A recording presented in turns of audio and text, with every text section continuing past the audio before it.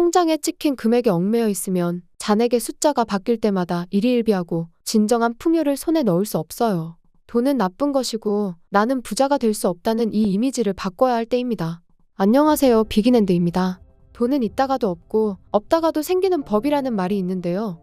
재물은 돌고 도는 것이니 지금 갖지 못하더라도 언젠가는 나에게 돌아온다는 희망적인 메시지입니다. 그런데 돌고 도는 돈이 어째서 나에게는 오지 않는 걸까요? 혹시 돈을 이렇게 생각하고 있지 않나요? 돈은 더럽고 나쁜 것이다. 돈은 무조건 땀 흘려 벌어야 하는 것이다. 돈은 선택된 사람만 손에 넣을 수 있다. 월급쟁이로 벌 수 있는 돈은 한계가 있다. 나는 돈과 인연이 없는 운명을 타고났다. 있다가도 없고 없다가도 생기는 법인 돈이 나에게만 오지 않는 이유는 돈에 대한 부정적인 이미지가 있거나 자기와는 인연이 없는 타인의 것으로 생각하기 때문입니다. 이런 생각을 버리지 않는 한 아무리 시간이 지나도 돈을 끌어당기지 못하고 지금과 같은 삶을 살 수밖에 없습니다. 지난 시간에 이은 책 끌어당김의 법칙에서는 돈의 이미지를 바꾸라고 말합니다. 멘탈 블록이란 인간이 무언가 행동하려고 할 때 할 수 없어, 안 될 거야 라고 생각하면서 행동하지 못하게 하는 사고입니다. 돈은 더러워, 돈 버는 사람은 나쁜 일을 할 거야. 이렇게 돈에 대한 부정적인 이미지 때문에 행동하지 못하게 하는 고정관념, 멘탈 블록이 있으면 끌어당김의 법칙에 따라 돈에 대한 부정적인 현실을 끌어당기게 됩니다. 코끼리 사슬 증후군이란 말이 있는데요. 코끼리를 조련하기 위해 새끼 코끼리일 때부터 튼튼한 줄로 다리를 묶어 놓는데 처음에는 필사적으로 도망치려고 하지만 힘이 약한 새끼 코끼리는 줄을 끊거나 말뚝을 뽑지 못해요. 그렇게 점차 도망가려고 해도 소용없네라고 생각하게 되고 어른 코끼리가 되어 도망칠 만큼 충분한 힘이 생겨도 소용없다는 고정관념이 생겨서 도망칠 생각도 하지 않습니다. 돈을 끌어당길 수 없는 대부분은 이런 코끼리 사슬 증후군에 걸려 있습니다. 표면 의식에서는 돈을 끌어당기고 싶다고 생각해도 잠재의식에 돈에 대한 부정적인 이미지가 있으면 돈을 끌어당길 수 없어요. 인간은 2세에서 3세 사이에 멘탈 블록이 형성되기 시작해서 10세에 완성된다고 하는데요. 어린 시절 부모님이 입버릇처럼 돈 이야기는 하면 안 돼, 땀 흘려 일하지 않은 돈은 나쁜 거야 같은 말을 하면 돈에 대한 부정적인 이미지가 잠재의식에 새겨집니다. 또한 매달 월급 받는 일에 익숙해지면 훨씬 많이 벌 수 있는데도 나는 200만 원 이상은 벌 수 없어라는 이미지가 생겨요. 이런 멘탈 블록을 없애려면 잠재의식에 새겨져 있는 돈에 대한 부정적인 이미지를 없애야 합니다. 부자가 되겠어 라고 말하고 생각해도 잠재의식에 부자가 될 수 없어 라는 이미지가 새겨져 있으면 결과적으로 자기도 모르게 부자가 되지 않는 행동을 합니다. 예를 들면 보너스가 들어와도 금방 다 써버리거나 복권에 당첨돼도 개인 파산을 하는 사람들처럼요. 그래서 잠재의식에 새겨진 돈에 대한 부정적인 고정관념을 깨야 합니다. 사람은 돈에 대한 이미지에 따라 3가지 유형으로 나뉘는데요. 첫 번째 불행한 빈자는 물질적으로도 정신적으로도 빈곤한 사람이에요. 돈에 대해 땀 흘려 일해서 버는 것, 입에 담으면 안 되는 것, 가지면 골치 아프고 힘든 것이라는 이미지가 있습니다. 다시 말해 돈을 나쁜 것, 더러운 것으로 생각해요. 이 사람들의 특징은 노동으로 벌어들인 것 외에 수입의 죄책감을 느낀다는 거예요. 죄책감의 배경에는 나와는 인연이 없는 것이라는 낮은 자기긍정감이 깔려있는데 자기긍정감이 낮으면 돈을 자연스럽게 받아들일 수 없습니다. 두 번째 불행한 부자는 물질적으로는 풍요롭지만 정신적으로는 빈곤한 사람이에요. 돈에 대해 권력의 상징, 돈만 있으면 지위도 명예도 얻을 수 있다라는 이미지를 가지고 있습니다. 돈을 아주 좋아하지만 돈은 자신의 욕구를 충족시키기 위한 도구에 불과합니다.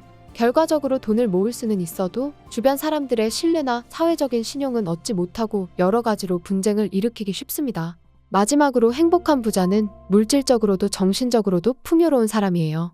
돈에 대해 사랑의 상징, 감사의 결과, 신뢰의 증거라는 이미지가 있으며 많은 가치를 제공해 사람들에게 사랑받고 감사와 신뢰를 받아 큰돈이 들어오고 인맥도 생겨서 행복한 삶을 삽니다. 행복한 부자가 되고 싶다면 반드시 돈에 대한 이미지를 바꿔야 해요. 돈 자체에는 좋고 나쁨이 없으며 돈은 원래 중립적입니다. 돈에 대한 이미지를 새로 쓸 수 있다면 우리도 행복한 부자가 될 수 있습니다.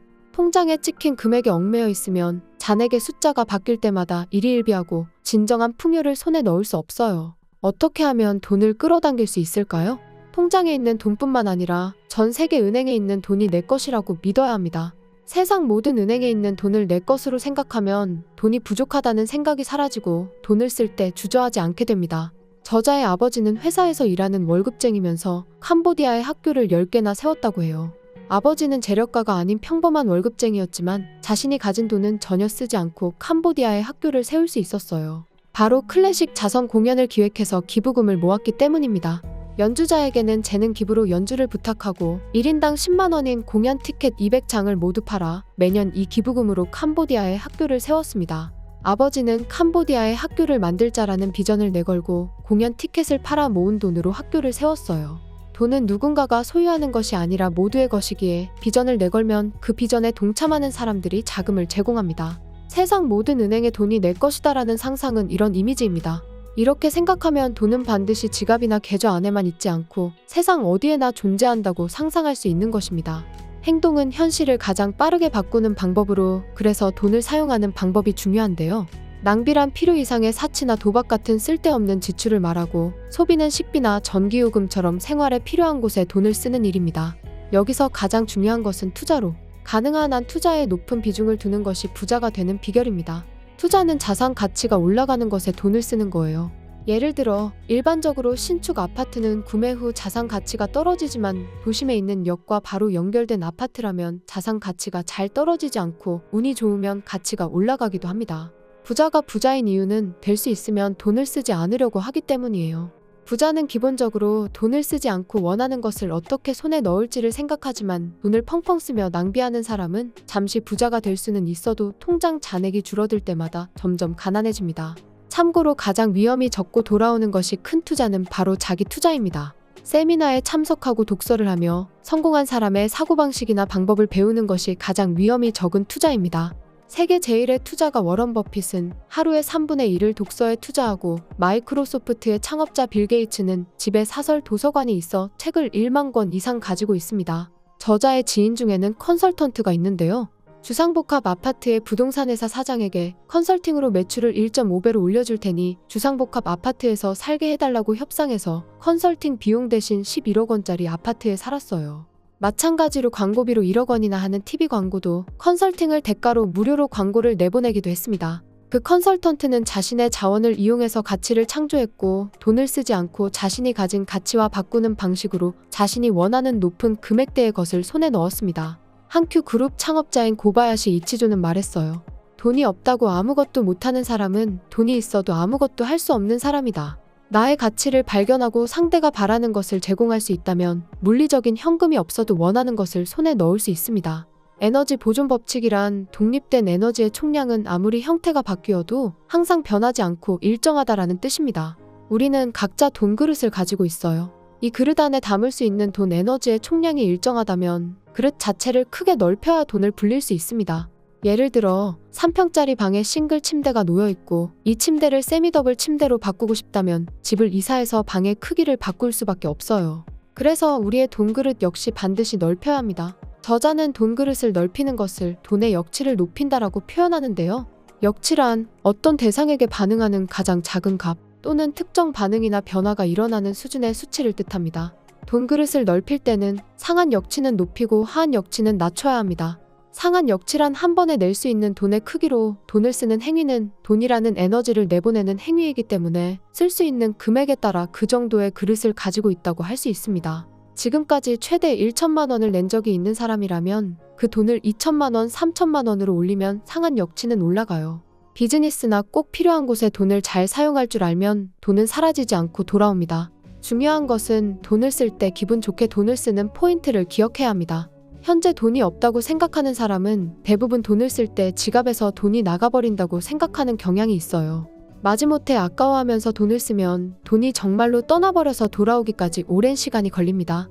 돈을 쓸 때는 그런 감정이 아니라 돈이라는 에너지가 전체를 순환하고 다시 나에게 돌아온다는 이미지를 떠올리며 기분 좋게 쓰도록 해야 합니다. 이렇게 긍정적인 감정으로 돈을 쓰고 배웅하면 돈 에너지는 좀 더 큰 것이 되어 나에게 돌아옵니다. 하한 역치는 돈을 절약하는 수준으로 하한 역치를 낮추려면 최소한 얼마 정도가 있으면 살아갈 수 있는지 알고 생활 레벨을 떨어뜨려 한계를 낮추면 됩니다. 영국의 역사학자이자 경영 연구가인 시릴 노스코트 파킨슨은 파킨슨의 법칙에서 이렇게 말했어요. 지출 금액은 소득 금액과 일치할 때까지 늘어난다. 수입이 커지면 쓰는 돈도 커진다는 뜻으로 일이 잘 풀려서 소득이 높아지면 누구나 생활 수준을 높이고 싶어 합니다. 하지만 비즈니스를 하다 보면 잘 될 때도 있고 그렇지 않을 때도 있어요.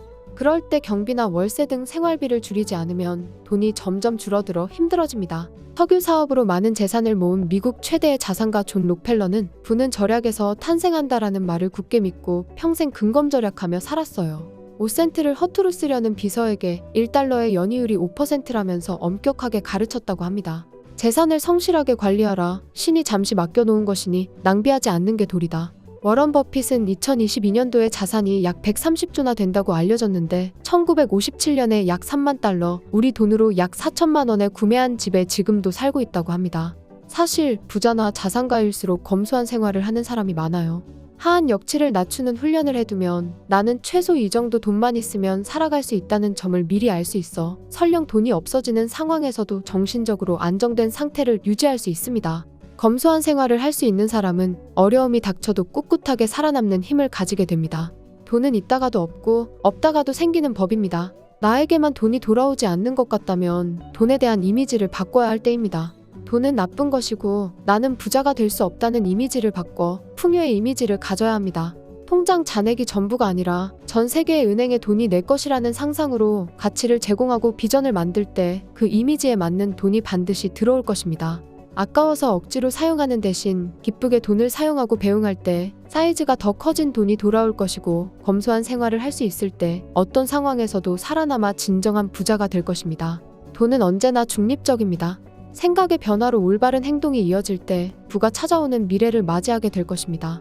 다음에 더 좋은 영상으로 찾아뵙겠습니다. 비긴앤드였습니다. 감사합니다.